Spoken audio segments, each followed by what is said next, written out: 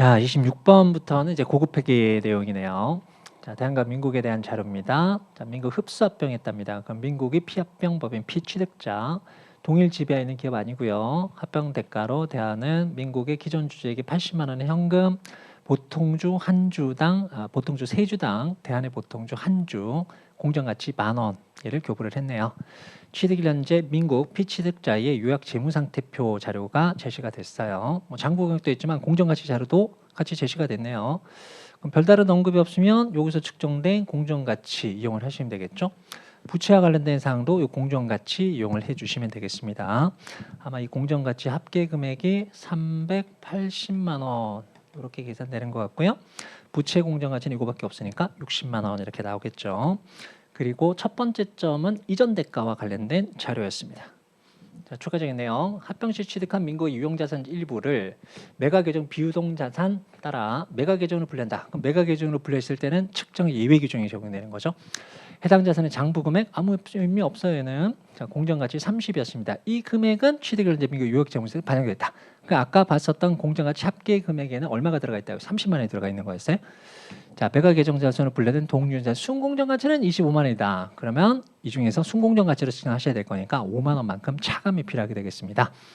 자, 인식해야 되는 영업권 금액이 얼마였냐? 이게 다네요. 그렇죠? 그럼 이전 대가 계산하시고 순공정가치 계산하시고 나머지 차이 금액으로 처리를 해주시면 되겠습니다. 자, 이전 대가 계산해 봅시다. 이전 대가 일단 80만 원만큼 지급된 거 보셔야 되고요. 자, 주식이 발행됐으니까 발행한 주식의 공정가치 보셔야 된다고요. 몇 주만큼 줘야 되는 거예요. 얘가 세 주당 한 주를 주면 된답니다. 그럼 얘가 발행한 주식 수로 확인해 보시면 되는 거잖아요. 그렇지? 그때 이용할 수 있는 게 자본금이었어요. 자, 얘 보통주 자본금은 90만 원만큼 있고 액면가가 1,000원 이렇게 돼 있단 말이에요. 그럼 90만 원 나누기 1,000 몇 주가 발행됐다고요? 900주가 발행된 거예요. 이 900주에 대해서 세 주당 한 주를 발행해 주는 거니까 새롭게 발행한 주식은 3분의 1, 300주만큼 발행이 되겠죠. 이전 대가는 발행한 주식의 공정가치입니다. 따라서 10,000원 이렇게 기록을 해주시면 되겠죠. 네, 따라서 이전 대가 금액은 얼마입니까? 80만 원, 300만 원, 380만 원이 되는 거고요. 아까 순공정가치는 380에서 순수한 공정가치는 5만 원 차감하셔야 되겠죠. 그래서 자산의 측정액은 375만 원, 그리고 부채의 측정액에 대한 변동 자료는 없으니까 60만 원. 따라서 이 기업의 순자산 공정가치는 315만 원, 초과 지급한 금액은 65만 원. 아마 1차 문제에서 봤던 사업결합 문제 중에서 회계사 문제 중에서는 가장 쉬운 문제였던 것 같습니다. 네, 27번입니다. 자, 사업결합에 대해서 옳지 않은 거 찾아봅시다. 자, 답은 5번이었어요. 자, 과거 사건에서 생긴 현재 의무고 그 공정가치를 신뢰성 있게 측정할 수 있으나 해당 의무를 이행하기 위해서 경제적 효익이 있는 자원의 유출 가능성이 높지 않다면 취득되는 취득일의 사업결합을 인식하고 우발부채를 인식할 수 없다. 여러분들 정말 기본적으로 공부하고 있는 인식원칙의 예외잖아요. 그렇죠? 효익의 유익 가능성이 높지 않다라고 할지라도 인수한 우발부채는 인식한다. 네. 자, 28번입니다. 자, 지분법이네요. 유의적 영향력 행사입니다. 25% 취득이 됐고요. 순자산 장부액 15만 원. 장부액과 공정가치가 다른 자산의 내용은 건물밖에 없네요. 그래서 4만 원만큼 추가되는 사항이 있고요. 엑셀년 초에 자녀 내용수 20년에 걸쳐서 잔존가치 정의법으로 상각을 합니다. 그럼 지분법 적용할 때도 이 공정가치 평가 차익에 대해서도 20년 동안 정의법 상각. 민국은 엑셀은 8월 총 10만 원의 현금 배당을 결의하고 지급을 했습니다. 그럼 피투자죠. 관계기업의 순자산 금액이 그만큼 줄었을 거예요. 자, 민국은 엑셀런도 단기 순이익 2만 원을 보고했고 기타 포괄 손실 8천 원까지도 보고했답니다. 자, 대한민국의 보통제로 지분법에 따라 회계 처리했을 때 엑셀 1년 말 재무상태표에 표시되는 관계기업 투자 주식 장부 금액은 얼마만큼이 될 것이냐. 자, 이렇게 분석을 하자라고 말씀드렸죠. 그렇죠? 일단 내가 유의적 영향력 언제 획득했는지 체크하시고 지분율 몇 %인지 체크하시고 취득일 현재 순자산 장부금액 확인하시고요. 공정가치 평가 차익 확인을 하자라는 거였어요. 결과적으로 이 회사는 19만 원의 공정가치를 갖고 있는 회사였습니다. 자, 19만 원의 공정가치를 갖고 있는 회사 25%를 갖고 왔어요. 내 몫에 해당했던 금액은 47,500원, 현금 5만 원을 지급했으니까 초과 지급액 2,500원만큼 영업권 이렇게 분석되는 거죠. 만약에 연결이다라고 한다면 이게 밖으로 튀어나올 거야. 근데 지분법이니까 직접 인식할 수는 없다. 관계기업 투자 요 금액에서 시작을 하시는 거였어요. 그렇죠? 그럼 후속적으로 변동사항을 고려를 해보자는 겁니다. 자, 순자산이 변동하는 거 다 확인해 보시면 됩니다. 자, 첫 번째 보고된 단기 순이익이 있었어요. 얼마? 2만 원만큼 있었고요. 건물에 대해서는 20년 동안 상각 처리하셔야 되는 거죠. 그렇죠? 그래서 매년 추가적인 상가액이 건물에 대해서 2천이 나오게 될 겁니다. 이만큼 추가적인 감가상각비효과 반영 처리하셔야 되고요. 그리고 또 뭐가 있었나요? 순자산 변동하는 게 배당 지급액이 있었죠. 중간 배당에 얼마 지급이 있었다고요? 10,000원. 순자산 변동하게 될 거고요. 그리고 또 뭐가 있었습니까? 기타 포괄 손실 보관 금액이 있었죠. 8,000원. 그래서 여러분들 자료 중에서 관계기업의 순자산을 변동시키는 사건들은 다 반영 처리를 해주시면 되겠죠. 주식 배당이 있었다? 그럼 순자산 변동 없는 거잖아요. 무상증자? 없는 거잖아요. 나머지는 다 반영 처리를 해주시면 되는 거예요. 결과적으로 순자산 변동한 금액이 여기 2만 원인데 이거 계산해보면 또 2만 원이잖아. 결과적으로는 전체 뭐가 여러 가지 섞이긴 했지만 순자산의 변동은 효과는 빵이란 얘기예요. 지분법 관점에서 본다면. 맞나요? 그럼 변동하는 거 아무것도 없겠죠. 뭐 복잡한 회계 처리가 나오겠지만 여전히 관계기업 투자 주식에 대한 장부 금액은 그대로 5만 원으로 유지가 되게 되겠죠. 자, 다음은 공동약정입니다. 역시 1차에서 이제 공동약정 많이 보진 않는데 아마 객관식 과정에서 살짝 주의하실 사항에 대해서는 여러분들한테 한번 설명을 드렸던 것 같습니다.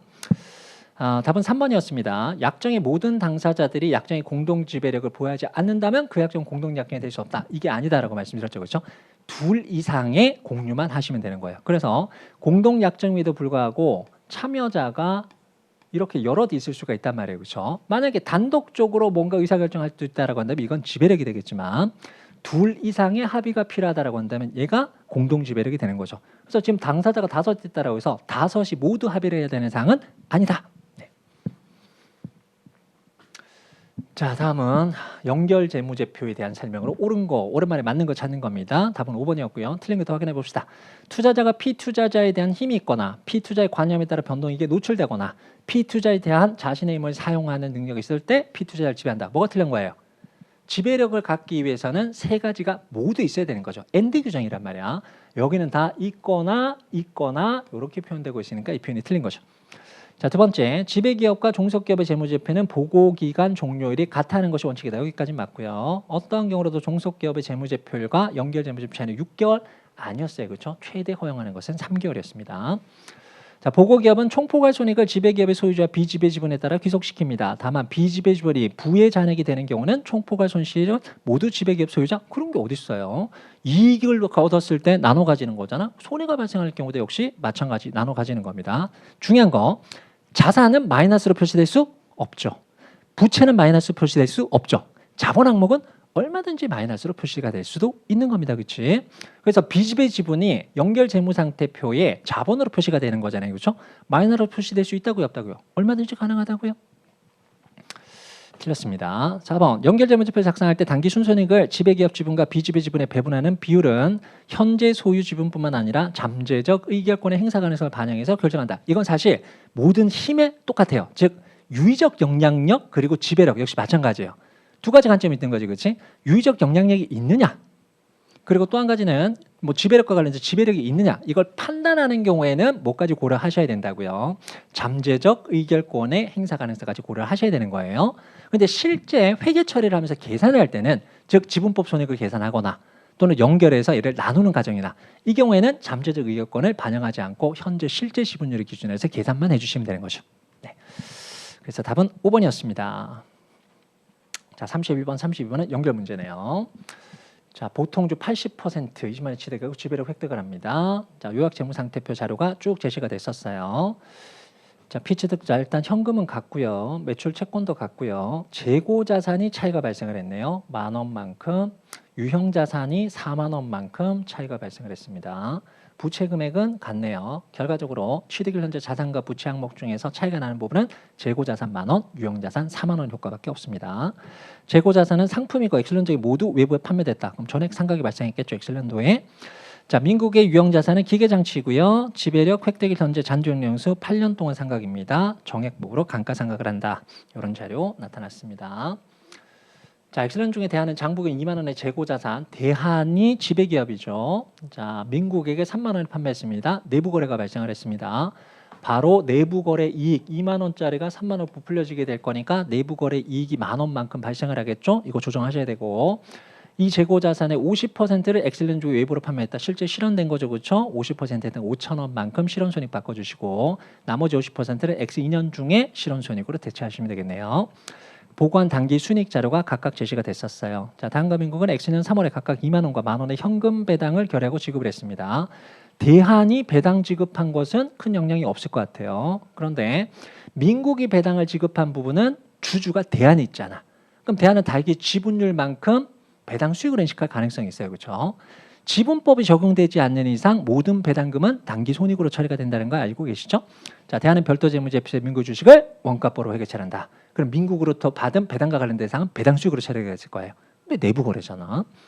자, 연결재무제표 작성 시 유형자산에 대한 원가 모형을 적하고 비지배 지분은 비례적 지분으로 측정을 한다. 자, 우리 연결 문제 아마 이런 형식으로 풀었을 겁니다. 우리가 찾아야 될 게 첫 번째 물음은 X1년도 연결 재무상태표 비지배 지분 계산하는 거고요. 두 번째는 X년도 포괄손익계산서에 지배기업 소유주 기속 단기순이익을 각각 계산하시는 거였어요. 이거 모양새 만들어 놓고 시작하자라고 말씀드렸죠. 그렇죠? 자, 일단 취득일 현재 분석입니다. X1년 초 지배력을 획득한 날짜 확인하시고 비지배 지분율과 지배 지분율 확인하시고 순자산 장부금액 확인하시고요. 취득법 적용을 하기 위해서 아까 차이가 있는 이 두 가지 효과 봤었어요. 이 중에서 절반만큼은 X1년도에 절반만큼은 X2년도에 상각된다. 건물의 경우에는 그냥 처분했다라는 사항이 없으니까 적용됐던 내용에서 8년 동안 감가상각비효과가 발생을 하겠죠. 공정가치 평가액 총 5만 원입니다. 순자산 공정가치 20만 원짜리예요. 그래서 16만 원에 해당했던 부분이 내 몫인데 20만 원 해주고 샀으니까 초과 지급한 4만 원이 영업권 상당액 이렇게 대출되겠죠. 그러면 취득일 현재 비례적 지분에 따라서 계산된 비지배 지분 바로 계산 계시겠죠? 20만 원에 20%니까 일단 비지배 지분은 4만 원에서 시작을 하시는 거였어요. 자, X1년도 변동부터 시작을 합시다. 자, 각각의 보고된 당기순이익이 있었습니다. 지배기업인 대한의 당기순이익은 5만 원이었고요. 그리고 종속기업인 민국의 당기순이익은 3만 원만큼 이렇게 나와 있었어요. 여기서 시작을 하는 거죠. 그렇죠? 일단 재고자산에 대한 상각입니다. 아까 제가 문제를 잘못 읽었었나요?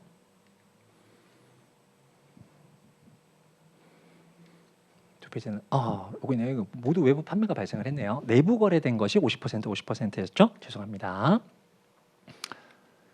자, 요 재고자산은 X1년도 중에 다 팔렸습니다. 따라서 재고자산 상각 효과 10,000원 반영하셔야 되고요. 건물은 8년 동안 상각을 하겠죠? 건물 상각입니다. 8년 동안이니까 5,000원씩.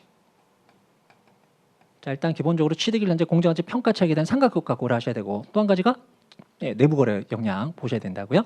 내부 거래는 지금 하향 거래가 발생을 했던 거죠. 대한 쪽에서만 분석을 해주시면 되는 거였어요.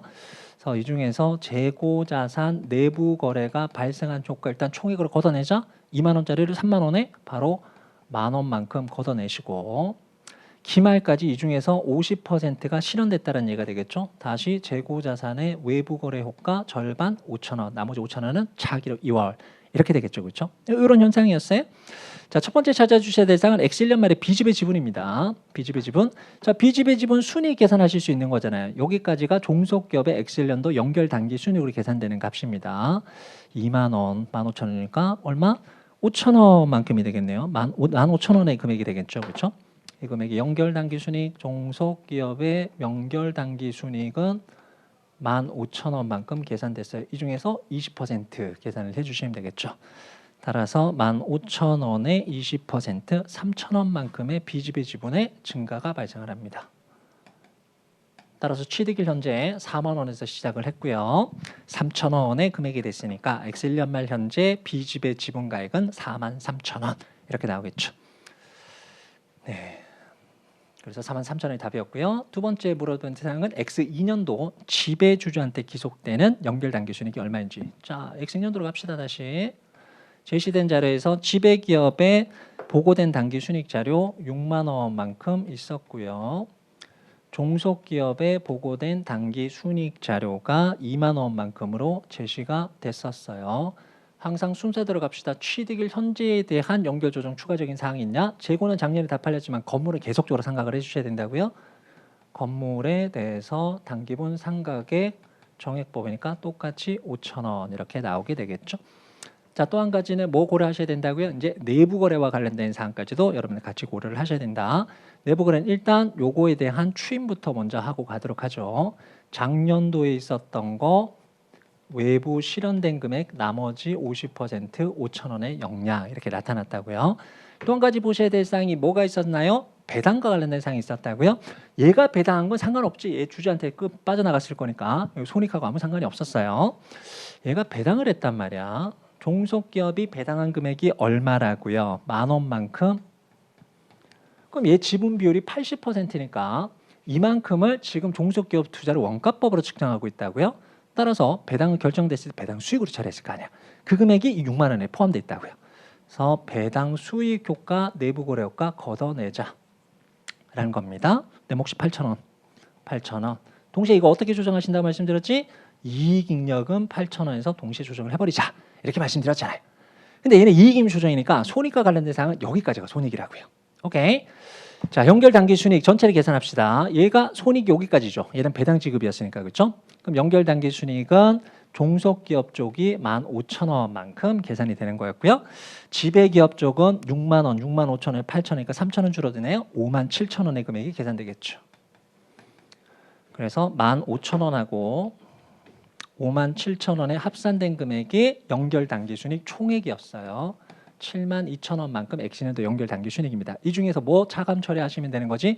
종속기업의 비지배 지분에 기속되는 연결 단기 순이익이죠. 이 중에서 몇 퍼센트입니까? 20%. 3,000원만큼 차감 처리를 해주시면 되겠네요. 차감 처리해 주시면 지배주주한테 기속되는 사항은 나머지 69,000원 이렇게 뽑아내는 거죠. 그렇죠? 네. 자, 연결 관련된 문제도 나왔는데 정말 간단하게 출제가 됐었습니다. 33번으로 갑니다. 자, 환율 변동과 관련된 사항입니다. 자, 엑셀런트에 설립된 기업이고요. 표시 통화는 원화랍니다. 근데 기능 통화는 달러를 쓰고 있대요. 기능 통화로 표시된 주식회사 대한의 엑셀런트 요약 재무 정보는 다음과 같습니다.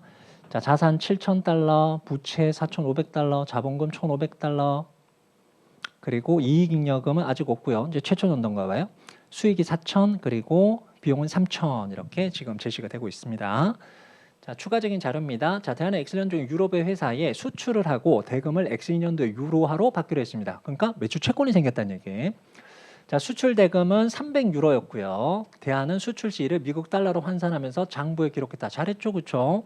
항상 지금 얘는 거래의 환산이 발생을 하는 거잖아요. 그럼 얘는 거래가 발생한 날짜 현재에 환산해 주셔야 되겠죠. 환산 장부에 기록하고 X 1년 만에 환산하지 않을 때 이게 문제가 되는 거네요. 이게 매출채권이잖아. 매출채권은 화폐성 항목이란 말이야. 화폐성 항목은 기말 현재 마감 환율에 따라서 환산하셔야 되는데 이걸 안 했다는 얘기가 되는 거야. 자, 수출치 환율은 1.2였기 때문에 이 요약 정보에는 동매출채권, 매출채권, 수출 관련 매출채권이 자산 360달러 기록됐다. 이게 지금 잘못된 숫자가 들어가 있다는 얘기잖아요.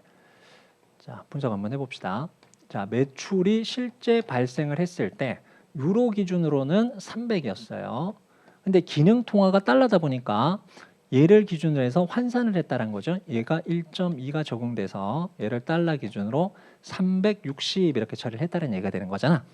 그런데 보고기간 말인 12월 30일이 됐을 때 역시 외화 기준은 그대로 있지만 얘가 화폐상 항목이니까 마감 환율에 따라서 환산을 해주셨어야 된다고요. 그래서 마감 환율이 얼마였어요? 1.1 이게 나오는 거죠, 그렇죠? 1.1 적용하신다면 기능 통화 기준으로 얘가 330이 돼야 되는데 앞서 봤었던 자료는 이게 안 들어가 있었다는 얘기야. 그럼 이거 오류 수정을 해주셔야 되는 거잖아요, 그렇죠? 그래서 매출 채권이라는 자산은 달러 기준으로 얼마? 30달러를 줄여주셔야 되는 거고 그만큼 뭐가 발생을 하는 겁니까? 환율 변동 손실이 발생하는 거죠. 30.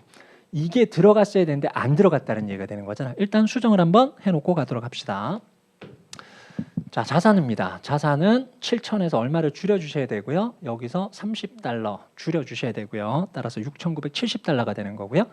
그리고 비용이 3,000에서 추가적으로 환율 변동 손실이 30만큼 더 들어간다는 거죠. 그렇죠? 3,030달러만큼이 올바른 비용 금액이 되겠습니다. 됐나요? 자, 다음 내용 확인할게요. 그러면 자, 기능통화, 표시통화는 모두 초인플레이션 경제 통화가 아닙니다. 설립 이후 환율의 유유적인 변동도 없었습니다. 수익과 비용을 해당 회기간의 연평균 환율을 사용합니다. 우리가 이미 익히 알고 있는 그 내용이네요. 대한의 엑셀런트 원화 표시 포괄 손익계산상 총 포괄 이익은 얼마만큼입니까? 얘 기능 통화는 달러였어요. 표시등은 원화니까 다시 재무제표 환산이 발생을 하겠죠. 자, 위에 제시된 자료 위에 총 포괄 이익에 영향을 미치는 능력 항목은 없다. 자, 그럼 다 이렇게 계산하는 겁니다. 자, 지금 현재 기능 통화로 계산된 겁니다. 아까 자산 종목했어요. 부채는 변동 없었고요. 자본금 변동 없었고 수익 변동 없었고 비용이 30 없던 거 수정을 한 겁니다.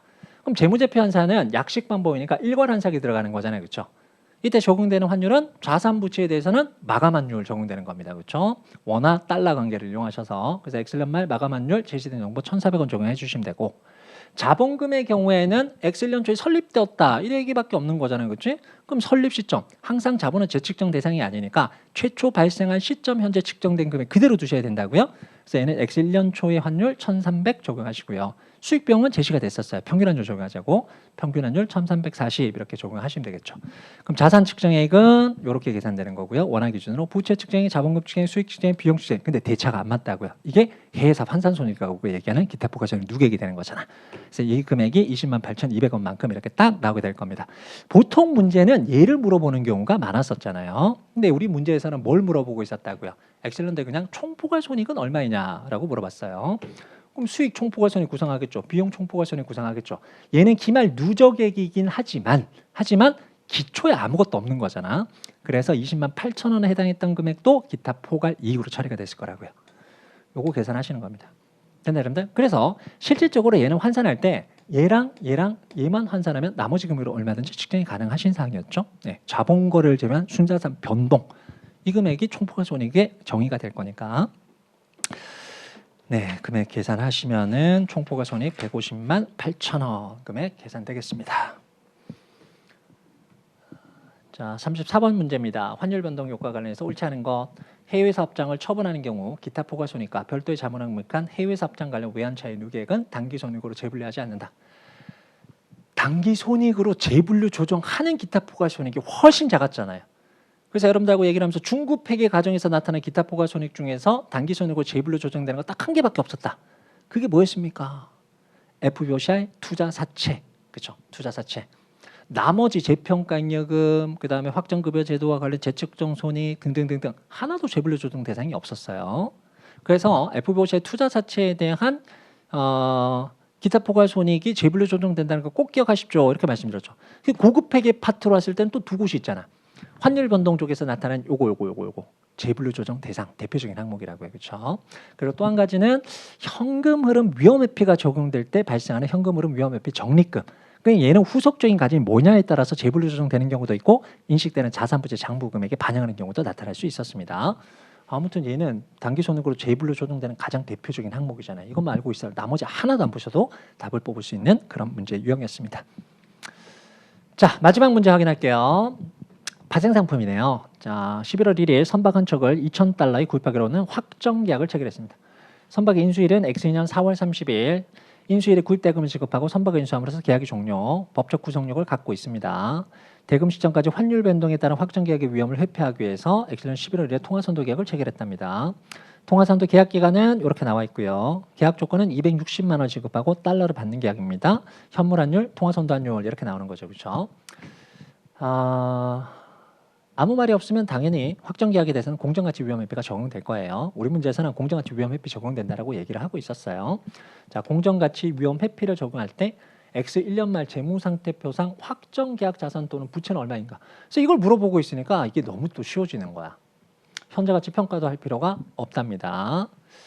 자, 이 모양새 보시고, 자, 이게 위험회피 대상, 이게 위험회피 수단 이렇게 처리가 되는 거잖아요, 그렇죠?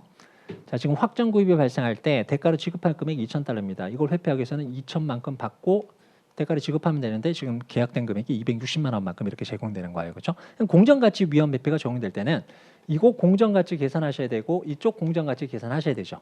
근데 이때 적용되는 가격이 조금 달랐잖아. 이 위험 회피 수단과 관련된 사항에 대해서는 뭐가 적용되는 거고요? 적용되는 것은 선도 가격을 기준으로 계산하셔야 되는데 얘는 아니죠. 현물 가격을 적용하시는 거였어요. 근데 유독 확정 계약의 경우는 다르다라는 거였죠. 확정 계약은 어떻게 본다면 지금 거래가 있는 게 아니잖아. 인식되고 있는 자산 부채가 아니라고요. 계약만 존재하는 거지. 그렇죠, 여러분들? 그래서 이 금액은 뭘 기준으로 계산하셔야 된다고요? 선도 가격을 기준으로 해서 계산하셔야 된다. 그래서 확정 계약에 공정가치 위험회표가 적용된다면 여기 계산된 거, 여기 계산된 것은 금액이 똑같아요. 부호만 서로 다를 뿐이다라는 거잖아.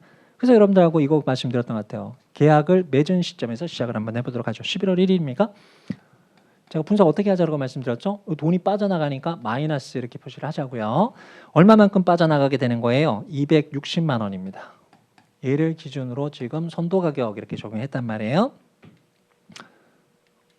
요거 보시는 거였어요. 11월 1일입니다. 11월 1일 선도 환율인 1,300 적용하시고 2,000달러 계산한 값이란 말이야. 그렇지? 그러면 260만 원만큼의 돈이 빠져나간다. 이렇게 되는 거죠. 저 반면에 얘는 지금 돈이 들어오는 거잖아. 그래서 플러스 260만 원 이렇게 계산되겠죠.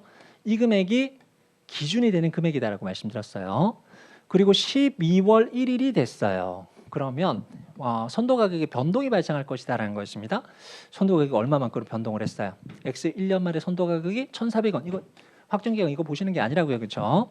1,400원으로 변동을 했다라는 거였습니다. 그럼 1,400원 변동을 했으니까 12월 1일 현재에서는 똑같이 2,000달러가 나가더라도 280만 원만큼의 돈이 빠져나가게 되겠네. 그럼 얼마만큼 손해본 거예요? 당초보다 80만 원의 유출이 더 늘어나게 될 거니까 20만 원만큼 손해가 발생하겠죠. 얘는 반대로 오히려 들어오는 금액이 280만 원만큼 이렇게 계산될 겁니다. 따라서 20만 원만큼 이득이 발생을 하겠죠. 그렇죠? 그럼 얘는 뭐로 처리하시면 되고요? 얘는 파생상품 자산 원리니까. 대신 이 금액은 뭐로 처리하시면 되고요? 돈이 빠져나가기 의무니까 얘는 확정계약 부채로 처리가 되는 거죠. 그래서 이 금액을 계산하십시오라는 문제 유형이었습니다. 그래서 확정계약 부채 20만 원만큼이 나타나게 되는 문제 유형이었죠. 네.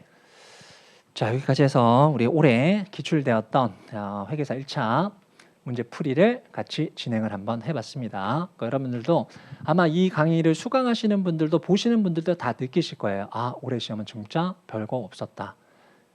이런 문제 이용해 나올 때 문제를 풀면서는 사실 기분은 좋은데 한편으로는 우리 회계사 시험을 공부하시는 분들은 조금 걱정도 되죠. 이런 문제 받았으면. 물론 올해는 다른 과목이 조금 어렵기 때문에 그럴 가능성이 많이 사라지긴 했지만 문제가 쉽다라고 해서 항상 좋은 건 아니잖아요. 이게 어차피 우리는 선발인을 딱 정해진 상태에서 공부를 하시게 될 거니까. 그래서 너무 쉬운 부분이다라고 생각하시면 조금 전에 우리 서두에 말씀드렸다시피 앞으로 공부를 하실 경우에는 이거보다는 훨씬 더 어렵게 출제가 된다라고 여러분들이 머릿속에 각인을 하시고 공부를 해두셔야지 나중에 어떤 불안에 휘둘리지는 않을 그런 준비를 하실 수 있을 거라고 생각이 들어요. 네, 자 이렇게 해서 여러분들하고 진행했었던 강평 마무리 짓도록 하겠습니다. 수고하셨습니다.